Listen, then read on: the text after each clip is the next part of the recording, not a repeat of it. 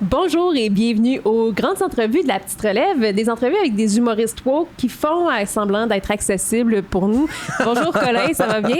Allô, ça va très bien. Merci de me donner l'occasion de faire semblant d'être accessible. Oui, c'est ça. Ben, faire semblant ou essayer de l'être, parce que je sais que c'est pas toujours évident de se positionner comme humoriste engagé. C'est, j'imagine, comme ça que tu t'identifies? Ben, c'est comme ça que moi, j'ai été identifié assez vite. C'est comme ça que moi, j'ai été casé. Je sais pas si moi, je m'identifierais comme ça. Ça me dérange. En fait, ça me dérange pas. Mm-hmm. C'est ça. Mais je sais pas si... C'est tout le temps dangereux de te caser toi-même. Ouais. C'est ça. J'essaie de me voir plus large que ça, mais oui, ça fit quand même avec ce que je fais. Il y a une humoriste qui a déjà dit « Moi, je fais pas d'humour engagé parce que ça remplit pas les salles. Ouais. » Est-ce que c'est vrai? Ben, je suis même pas à un point de carrière où je pourrais te le dire. Moi, je soupçonne que c'est potentiellement vrai un peu. Mm-hmm. J'ai l'impression que ça change. J'ai l'impression que ça va être de moins en moins vrai dans les prochaines années. Mais tu sais, moi, je suis pas à un moment où j'ai un show que je tourne puis que j'essaie de remplir mes salles. Mais c'est peut-être parce que t'es engagé. Ça se peut que ça me nuise. Ça se peut que ça me nuise, mais des fois, j'ai l'impression que ça m'aide aussi parce que, en même temps, c'est quelque chose qui me démarque un peu. Mm-hmm. C'est quelque chose que peut-être déplaît à certaines personnes, mais ceux qui te suivent puis ceux qui aiment ça, ils t'aiment vraiment beaucoup puis ils embarquent vraiment. C'est un peu ça. C'est un peu c'est de l'humour de niche, j'ai l'impression. Là, tu vas chercher un peu de monde, mais qui aiment vraiment ça. Qui sont vraiment fidèles. Oui, qui sont vraiment allumés par ça puis qui, j'ai l'impression, vont te suivre longtemps. Ouais. Penses-tu qu'il y a un préjugé par rapport à l'humour engagé, tu sais, que c'est lourd, que c'est pas drôle, que c'est... Ouais, je pense que oui. Je pense qu'il y a plein de monde qui voit ça comme c'est genre un humoriste qui va venir faire des gags de libéraux ou des gags sur la CAQ ou des affaires de l'humour politique lourd ou c'est ça. Puis qui est pas, tu sais, ça peut être ça des fois. Moi, c'est pas vraiment ça que je fais. Moi, je fais pas tant, c'est ça. Moi, c'est plus des sujets de société que j'essaye de décortiquer puis dans lesquels j'essaye, c'est ça, d'avoir mon opinion puis éventuellement de ramener ça à moi aussi. Fait que c'est ça, c'est pas des affaires d'actualité super précises que moi je fais personnellement, c'est plus, c'est ça, des analyses critiques un peu. Ben, même le mot analyse est gros parce que c'est toujours dans la blague et la rigolade. Là. Oui, puis je pense pas que j'ai les capacités de faire de l'analyse super poussée non plus. Là, je pense que quand tu fais de l'humour de même, il faut que tu sois conscient de tes propres limites aussi puis que t'aies pas trop l'arrogance de je suis capable d'analyser tout puis d'approfondir tout. Puis, est-ce que tu penses que c'est un style d'humour qui demande plus d'autodérision que les autres? Mais je pense que c'est payant parce que je pense que c'est un style d'humour qui donne l'impression au public des fois que t'es prétentieux assez vite. Fait que c'est payant de faire de l'autodérision pour casser un peu cette image-là aussi, puis pas être... T'es qui, toi, qui viens sur scène me parler de sujets de société qui te touchent pas plus que moi? Il y a tout le temps un côté de t'es-tu en train de me faire la morale? Pourquoi, toi, tu me parles de ça? Fait que oui, ça aide de pas être de descendre d'un pédestal ou de c'est ça. C'est un peu pour ça que ton spectacle s'appelait Chevalier Blanc. Tu sais, c'est comme une façon, c'est ça, hein? Oui, c'était Chevalier Blanc, oui. C'est une façon de dire, tu sais, d'avoir de l'autodérision par rapport au fait que tu défends des causes, puis... Ouais, puis j'ai tout le temps un peu une réflexion par rapport à ça de... Tu sais, moi, en plus, j'ai un profil, tu sais, moi, je suis un gars hétéro dans la trentaine, blanc. J'ai vraiment un profil de...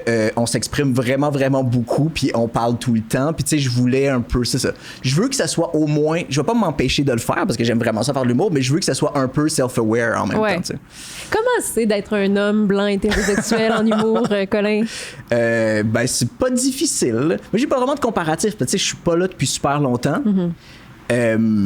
Mais je trouve pas que c'est très difficile. Là. Je trouve vraiment que j'ai ma place en masse. Puis, Mais les filles se sont tellement faites poser la question. C'est comment être une fille en humour que, tu sais, je trouve qu'il y a quelque chose d'intéressant à réfléchir au fait d'être un homme blanc en humour aujourd'hui, tu sais, alors que on dit qu'on peut plus faire de l'humour comme avant. Les humoristes, il y a plein d'humoristes qui disent les jokes qu'on faisait dans les années 80, on peut plus les faire.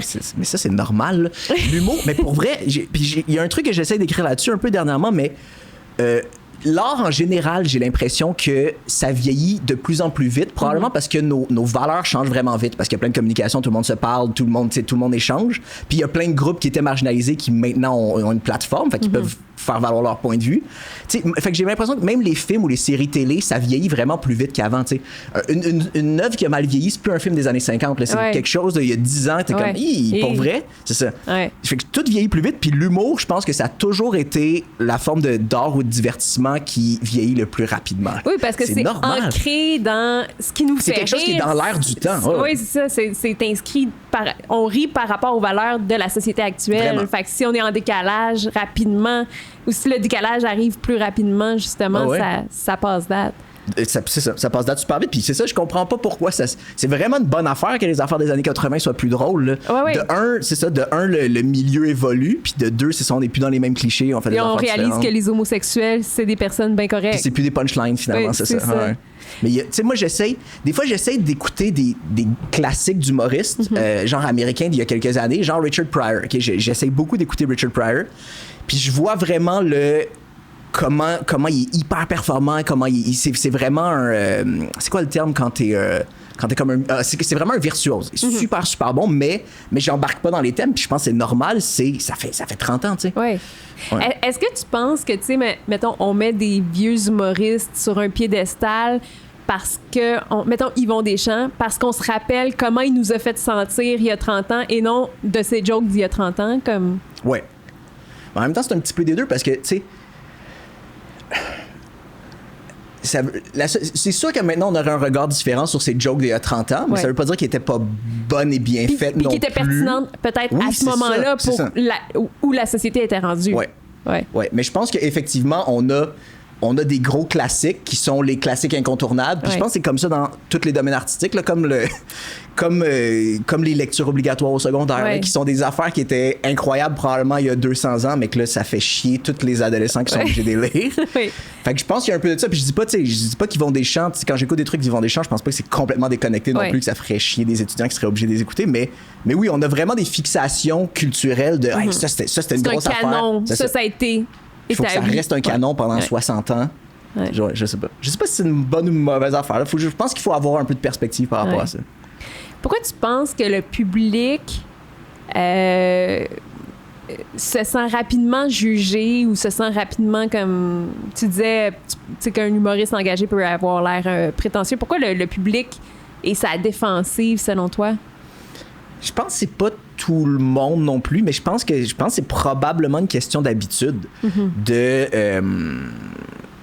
Ils s'attendent des fois c'est ça, des fois ils s'attendent à quelque chose de plus léger qui est complètement correct aussi là. De juste je veux penser à d'autres choses, je veux oublier mes problèmes, je veux vraiment me divertir. Puis là il y a quelqu'un qui vient me parler de sujets délicats, un peu lourds, où il faut que je fasse un effort de où est-ce que je me situe, moi, par rapport à ça dans mes valeurs. Des fois, c'est un effort que t'as pas envie de faire après un soir de semaine après avoir travaillé. Puis je comprends ça. Puis moi, des fois, tu sais, moi, j'aime vraiment faire ça. C'est ça que je trouve intéressant en humour. Puis c'est ça que je vais continuer à faire. Mais ça arrive des fois que je vais dans des shows où on est plusieurs humoristes. Puis c'est vraiment pas des gens qui viennent me voir moi. Puis des fois, je le feel. Là, je me sens un peu mal de... Ils veulent se divertir, puis ils ont bien le droit de se divertir. En même temps, moi, tu sais, mettons, si je vais te voir en spectacle, je suis super relax. Je sais qu'il n'y aura pas de joke sur... tu sais, de joke anti-féministe ou de joke anti-diversité sexuelle, mettons, qui vont me fâcher. Puis ce sur quoi tu vas mettre le doigt, je vais ressentir une très grande satisfaction de genre, oui, tu sais, tellement. Fait que moi, ça me fait ce que...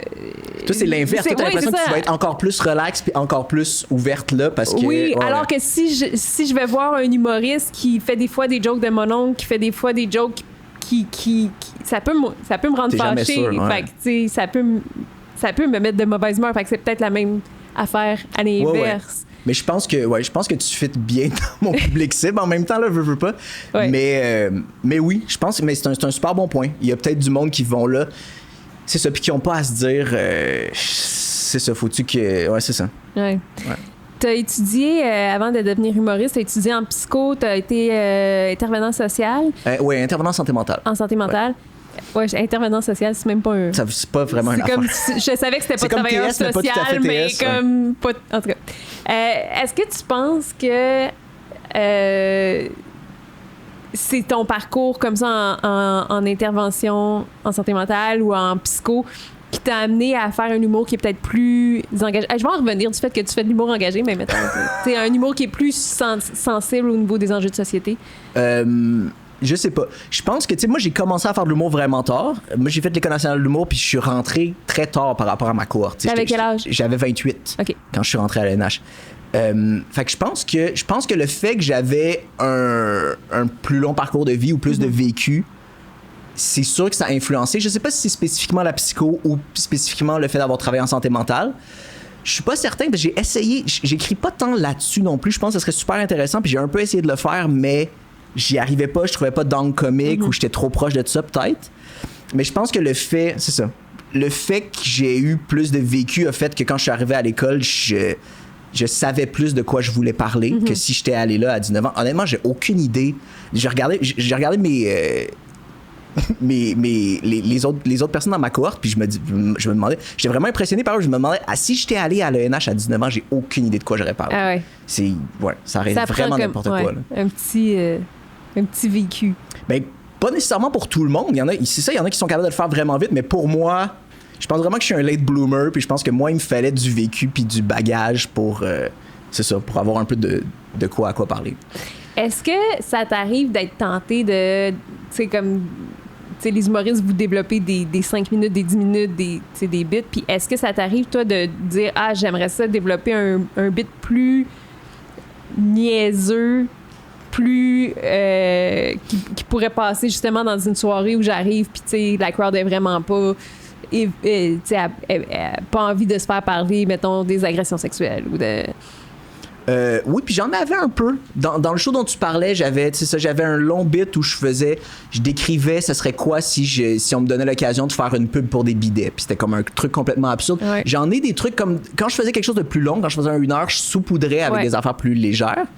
Mais je me fais pas comme un bit qui est comme mon go-to de si je vais dans telle soirée, je vais faire ça. Ouais. Je pense pas que ça serait super winner non plus. Je pense que le mieux, c'est que je garde mes numéros puis que dans ce numéro-là, j'essaye de mettre des trucs plus légers, des trucs plus accessibles pour... Ouais, c'est ça. Parce que sinon, je finirais à avoir deux trucs... des trucs que je saurais pas comment mettre ensemble un peu. Connectés puis qui te ressembleraient peut-être moins aussi. C'est ça. Est-ce que c'est essentiel pour toi que ça ait du sens, ton humour? Je pense que, tu sais, veux pas, j'aime vraiment ça, faire rire, puis j'aime ça quand les numéros marchent. Là. Si j'avais un numéro qui a pas de sens pour moi ou qui dit rien, mais qui marche super fort puis que les gens embarquaient à fond, sûrement que je l'aimerais. Là, pour être honnête, sûrement que je l'aimerais. Mais c'est juste pas comme ça que je fonctionne quand j'écris. Ouais. Je suis pas capable de genre faire des liners sur n'importe quoi. Ça m'impressionne vraiment. Ou tu sais, moi j'écris vraiment, j'essaie de parler d'un truc. J'ai un format, j'ai une V1. Moi, ça prend vraiment du temps avant que mes numéros soient bons aussi, honnêtement. Là. J'ai des premières versions qui filent vraiment plus comme des chroniques où éventuellement je mets des blagues dedans, je rajoute des jokes, mais c'est vraiment de... C'est ça, faut que ma graine initiale, c'est faut que je parle d'une affaire, puis c'est là que les idées puis que les blagues viennent. Ouais. J'aurais vraiment de la misère de faire un numéro sur, je sais pas, quelque chose de ma vie quotidienne ou quelque chose de plus, tu sais, de vraiment plus léger. Je sais pas comment je le prendrais, je sais pas par où je commencerais. Est-ce que tu penses que c'est parce que ta vie quotidienne ressemble pas à celle des autres? Tu sens-tu que t'es pas... Moi, des fois, je sentais ça, mettons, quand j'écrivais pour le L Québec, j'étais comme, je savais pas où me situer parce que je me sentais pas représentative, mettons, du lectorat de L Québec. T'as-tu ce sentiment-là, des fois? Pas vraiment. Je pense que je suis un peu lourd dans ma vie quotidienne. Je suis pas quelqu'un de super léger, là. OK.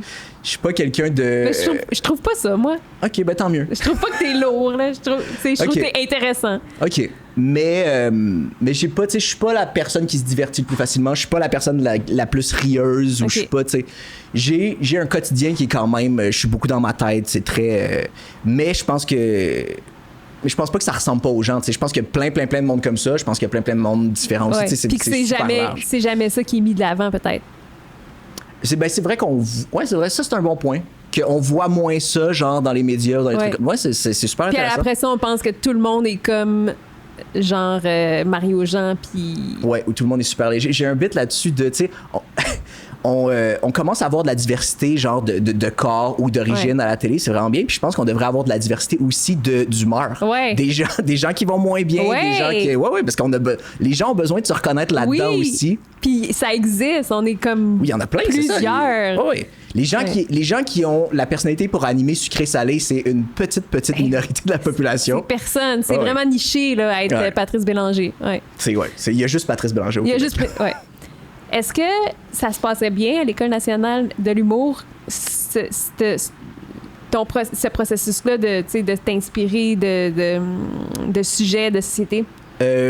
Oui et non. En fait, j'étais super encouragé à l'école. Mes profs, je pense, m'aimaient vraiment bien. Comme la structure de l'institution m'aimait beaucoup. Ma tournée de l'ENH n'a pas été super le fun. OK. Pourquoi? Je sais pas. Au début, j'avais un peu... Il y a beaucoup de profs qui nous parlaient de ça, c'est comme la malédiction de Montréal, tu fais des affaires qui marchent bien à Montréal, mais dès que tu passes le pont, ça marche plus vraiment. Je pense que c'est super cliché, puis je pense que c'est de moins en moins vrai. Ouais. Mais moi, ça faisait un peu ça à l'ANH. C'est mon club soda, qui était notre truc de fin de session à Montréal, avait été super le fun, mais la tournée en région avait été longue et pénible pour moi. Mon numéro rentrait pas super bien. C'était pas un super bon numéro non plus avec du recul. Mais, fait que c'est ça. Du côté des cours, du côté de l'administration, ils m'encourageaient vraiment. Puis c'est ça, je me sentais vraiment bien là-dedans. Du côté du public, au début, ça a été plus rough. Ouais. Fait qu'un peu des deux. Maintenant, tu travailles sur quoi? Là, je travaille sur un spectacle que je veux faire qui veut un show un peu uniforme, comme avec un thème du début à la fin. J'ai appliqué, le Conseil des arts et lettres du Québec donne des subventions pour l'humour depuis comme 1 an ou 2. C'est vrai? Oui. Wow. Fait que j'ai appliqué pour ça, j'ai eu une bourse pour ça. Fait que j'ai vraiment comme un espèce de concept construit sur lequel je travaille. Je me rends compte en cours de route que c'est vraiment plus compliqué que je pense. Mais c'est là-dessus que je travaille. Fait que c'est un numéro qui parle de... c'est un spectacle qui parle de plein d'affaires, mais entre autres, le bonheur, mon incapacité au bonheur. C'est quoi la valeur d'une vie aussi? Est-ce que ta vie a de la valeur juste si t'en profites vraiment, si t'es heureux là-dedans? Fait que c'est pas des affaires super légères. J'allais dire, c'est très léger, mais moi, je me reconnais là-dedans. Ouais.